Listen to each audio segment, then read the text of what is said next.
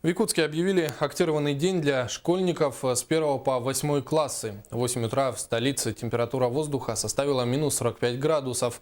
Синоптики отмечают, что такая погода простоит до конца недели. Отметим, из-за разных противоречащих друг другу сообщений в социальных сетях в ряде школ столицы возникла путаница с объявлением актированного дня.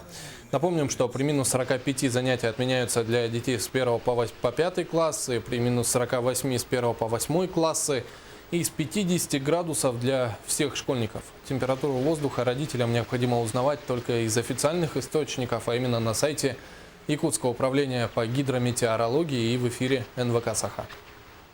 Официальную информацию родители могут услышать по радио волне 107.10 НВК «Саха», а по телевидению НВК «Саха» тоже в 7 часов.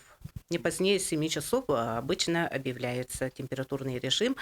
Если вот по вышеуказанным низким температурным режимам, то, соответственно, объявляется актированный день.